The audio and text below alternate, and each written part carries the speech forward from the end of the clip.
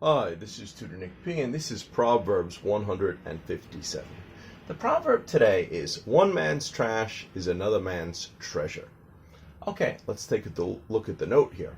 This proverb could also be said by substituting the word trash for junk, garbage, or rubbish. So, therefore, you could say one man's trash is another man's treasure, one man's junk is another man's treasure, one man's garbage is another man's treasure, or one man's rubbish is another man's treasure. Yeah, probably the British might say rubbish more than Americans.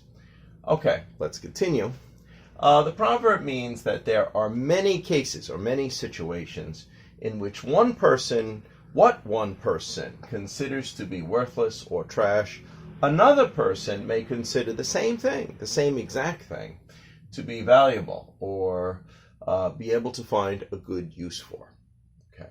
The exact origin is difficult to pinpoint, but it could have evolved from many similar older phrases, such as one man's meat is another man's poison, or one man's pleasure is another man's pain, or one man's loss is another man's gain. So really it could have, they all have the idea of what's good for one man may be completely different for another man. Okay, let's continue. In our modern times, this proverb has become more common due to events such as flea markets, garage sales, secondhand stores, etc., and people are, selling things online that are used too. So, all right, let's continue. Sometimes the proverb could almost be literal. In the case of someone putting an old piece of furniture next to their garbage with a sign that says "free" on it. I have seen this in America. Sometimes people will do it.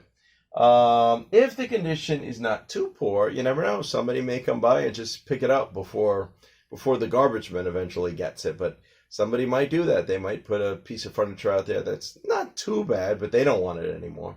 And they might just simply put a sign "free."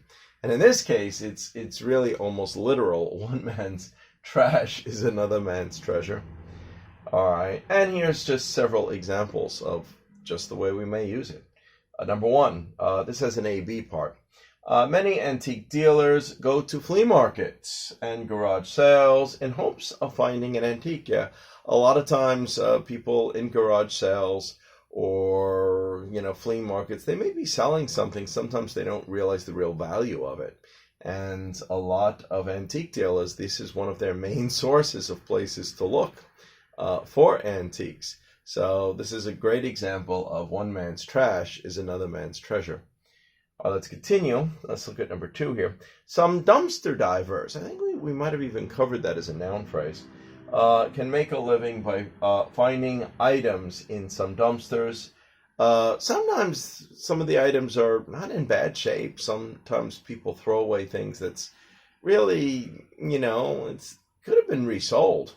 I think a lot of dumpster divers sometimes will go to high class like apartment complexes and stuff, because high class people have higher class garbage, or I've heard that they also will go to like universities, because a lot of students, maybe they didn't pay for it all, maybe their parents paid for it all, but they're dumping it at the end, and sometimes they find some really good stuff that they can either resell directly, or maybe it only needs to be fixed up a little and they can make some decent money on it. All right.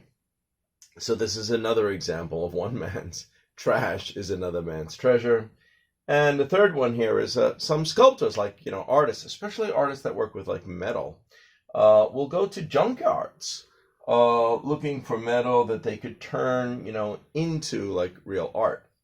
And of course, here we will say the same thing. It just goes to prove that one man's trash is another man's treasure. Like we say, sometimes it's almost literal.